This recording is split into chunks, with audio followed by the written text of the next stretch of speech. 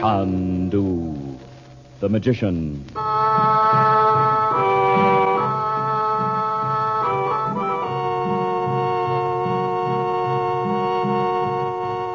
Good evening, ladies and gentlemen. We present for your enjoyment Chandu, the magician. And before our drama begins, we would like to suggest that probably you will like White King better than any other soap you have ever used. If you have a washing machine, listen. Get some White King from your grocer. Put some in your washer. Not so much, mind you, as the soap you've been using. Put in your clothes. Put in the water, but not so hot as the water you thought you had to have to get things clean. Then turn on the power, run your wash through, and just see with your own eyes what happens. We try to make this radio drama thrilling, but honestly, what a thrill you'll have when you see clothes washed with this different kind of soap. Save on your soap bill.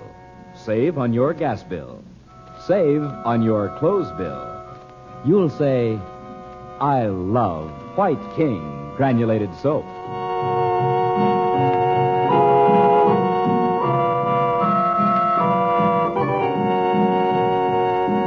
Frank Chandler, known in the Far East as Chandu the Magician, has been obliged to drop his search for the missing drawings in Cairo, and even for Robert Regent. The precious emerald entrusted to Chandler by his teacher, the yogi, has been stolen by an Arab who has vanished into the Egyptian desert. As the present act opens, Chandler and the Regents, mounted on camels, have been traveling over the desert all day, following the route to the outlaw village. It is almost sunset. Chandu, the magician.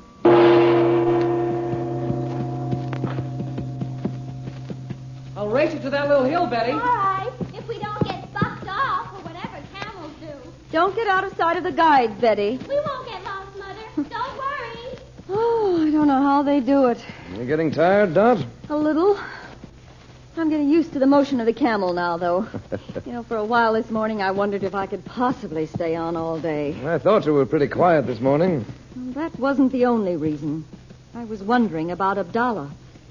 You didn't tell me last night he was coming with us. It's all right, Dorothy. I hope so. You're not still worrying about Betty. Even if she knew he was up ahead with the guide, she's furious with him. You don't know much about girls of her age, do you? She's so overcome with what she calls the glamour of Egypt. And if she knew Abdallah had actually asked our permission to marry her, well, he'd be glamorous all over again, just as he was that first day in the bazaar. She isn't going to know he's with us. He agreed not to come near her. Well, I don't now, trust look up him. ahead there. You can't tell which one's Abdallah yourself. Now, can you? Well, no, but I can't trust him, Frank. And I don't see how you can. After all, he's worked for Roxor for 10 years. Well, I felt that way, too, Dot, until I heard that message from the yogi. Well... And besides, he was certainly on my side in the scrap we got into in Roxor's room. Yes, but... He took a chance of getting a knife in his ribs. Why should he do that if he wanted me killed? Well, the whole thing could have been put on for your benefit. What? You didn't know the other man. It was Abdallah who recognized him, or pretended to. Oh, come now, Dot. If he wanted to lead us into a trap of some sort, there are many less complicated ways to do it. Well, it's not so unreasonable. What's to prevent Abdallah from just running away with Betty? All sorts of things. Well, I don't... Now, don't let this get on your nerves, Dot. Well, what better chance could he want than this? Abdallah hired the guide. Here we are, miles from Cairo in the desert. We'd never find our way back. As a matter of fact, I really don't blame you, Dot. I know you can't help being frightened at all the things that have happened since you left home. But if you begin to worry about things you can't help, you'll turn into a jellyfish in emergencies. And that's not at all like you. Well, I still don't think bringing Abdallah along comes under the heading of things we can't help. I told you. He knows where that outlaw village is. Yes, but... Look here. This trip's the best thing in the world to cure Betty of thinking those sheiks are glamorous. When she sees them in their native village, she'll be all over it. I'd be a lot more sure of that if I didn't remember I was exactly the same at her age. No doubt. Well, remember the crush I had on Valentino in the sheep? How could I ever forget it? Now, pull in your camel, Dot. Now, look over there. No, they're in the sky. Oh, it's the oasis. Oh, at last. It's a mirage. Are you sure? Well, it's as clear as can be. A big lake and palm trees and white houses. Oh, Bob and Betty ought to see this. Bob! That's odd. Is that actually a reflection of the oasis? But of course. Why, I always thought that a mirage was imaginary. Oh, no. It's almost like a reflection in a mirror. We're right here, Mom. Come here, you and Betty. What are you stopping for, Uncle Frank? The guys are going right on. Whoa, Mohammed. I wish I knew how to say whoa in Arabic. What do you want, Mom? Look up there. It's a mirage. I thought you'd want to see it. An oasis in the sky. Well, where would a mirage be? Is that the oasis we're headed for, Uncle Frank? I hope not. Why? What's the matter, Frank? It's too far away. I never thought a mirage would look so real. How far away do you suppose it is? The oasis, I mean. Miles. They always are. That's just the trouble. But I thought Abdallah said we'd be there by sunset. He did. Oh, Uncle Frank, I told you couldn't believe anything he said. It'd be just like him to send us out in the desert where there isn't an oasis for 1,000 miles. Oh, don't be silly. That one can't be 1,000 miles away. Well, it's too far to reach tonight, I know that. You wait here. But the guides aren't stopping. I'll stop them. You stay right where you are. You know, Mom, when you get over the other side of a hill, it's like being in the middle of the ocean. I know. Oh, I wish Uncle Frank had left us in Cairo. Why, Mother, aren't you having fun? Well, we're just in his way. And besides... He couldn't make it any better time without us, Mom. He said so. I know what Mother's thinking. That Abdallah. Well, I don't like him any better than you do, Bets. But Uncle Frank has to get the emerald box back. I bet his magic's no good without it. Don't you, Mom? I don't know, Betty. But I can't see why a pickpocket would take the emerald back to his village. He could surely sell it in Cairo. That great big thing? He'd be afraid to. Well, there could be a gem cutter in the village, though. And he'd cut it all up. You're always reading about things like that at home. Say, I wonder if that's what Uncle Frank's afraid of. He's sure steamed up about it. No wonder. Remember what we heard the yogi say in the crystal that first night? He told Uncle Frank to guard the emerald with his life. Oh, I can't help thinking this may be just a wild goose chase. And while we're gone... You're thinking about Daddy. Yes, I am. Roxor could have arranged this whole thing so he could get your father out of Cairo. Did Abdallah say Dad was in Cairo? Was that what he told you after you sent Betty and me upstairs? No. No, he said the last time he saw your father was with Roxor in Algiers. Mother, when was that? Oh, a long time ago, soon after the ship sank. I'll bet Abdallah knows where Dad is right now. Well, he swears he doesn't. He doesn't even know where Roxor is. That Abdallah. Oh, Mother, you're shivering. Put on your sweater. Oh, you better put yours on, too, dear. Okay. As soon as the sun goes down, it's freezing. Listen. Am I hearing things, or is that music? You know, I thought I just imagined it. Well, where could Uncle Frank have gone? Oh, I see him right over there, coming up over the dune. Come on, all of you. The guides are putting up the tents. Are we just going to sleep out in the sand? No, there's a small oasis just over the dune. Is everything all right, Frank? So far, yes. I'm beginning to wonder how you get off a camel once you're on him. I hope he knows I'm just a tourist and not used to camels. One of the guides will help you down, Betty. I'm just going to jump off. A lot of good you'll be, way out here with a broken leg. From jumping off a camel into the sand? You must think my bones are full of jello. Frank, where's that music coming from? You'll see when we get to the top of the hill.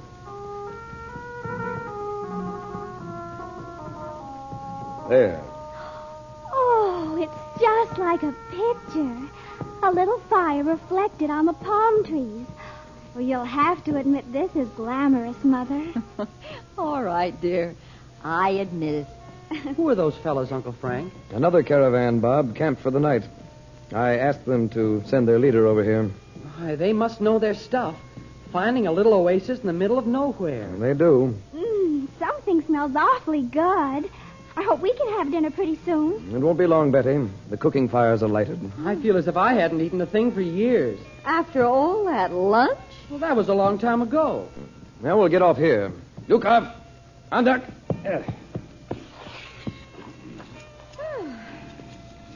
Hey, is that the way you get off, Uncle Frank? Nothing to it. Let me help you, Dot. Wait until the camel kneels. All right. There you are. Just slide off now. There, you all right? Oh, yes, fine. Well, that's it, Bob. Well, now, Betty, I'll help you down. Okay. Oh, don't you feel funny and little? Yeah. You can all go over there where they're putting up the tents. I bet we'll creak in every joint tomorrow. Thy night be happy, friend. And to thee, peace. Which way does your caravan travel? To Cairo. Is there a message I may bear? No, it's not that. Have you seen a man alone on the route today? Iowa, your city. At the rising of the sun were two men on racing camels. One big and strong, like a man who tries his skill in fighting in the bazaars. Black of hair and Which way were they going? Are they then thy friends? No, they're thieves. I followed them to bring back what they stole from me. Aye. Which way did they go? Into the desert. If thou would see thy goods again, follow them fast. I intend to. Peace be upon thee, friend. And upon thee, peace. Bob, you see that the men put your mother's place in the tent? Precious time will he spend in the desert, seeking the great emerald. And in Cairo, I shall sell it for the price of many camels and many wives.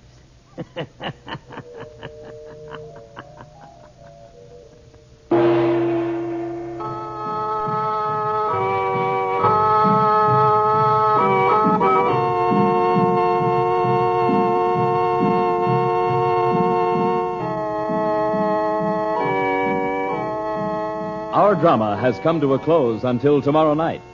But there's drama and maybe magic in millions of homes where White King soap is used. Once upon a time, people thought they should buy 2 or 3 kinds of soap. One for washing machine and dishpan, maybe 1 or 2 for dainty things like lingerie and stockings. But more and more people discovered White King, the one and only one soap you ever need, no matter who you are, where you live, or what you have to wash. Your husband may be an engineer, or he may work in a bank. You may have sheets and pillowcases no end to wash, or you may live in a hotel with no laundering problem other than your nylons. Listen to these wonderful words. White King gets out the stubbornest dirt. White King protects as with a caress the daintiest fabrics. Know what you'll say, do you? You'll say this: I love White King.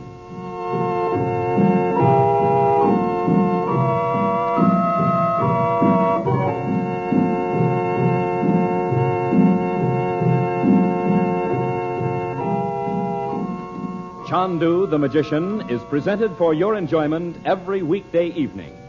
Special musical backgrounds are by Korla Pandit.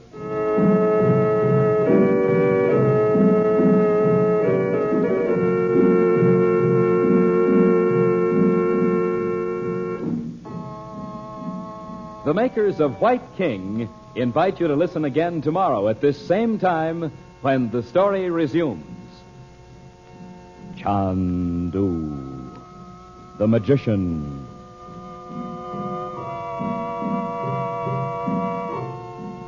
This is the Mutual Don Lee Broadcasting System.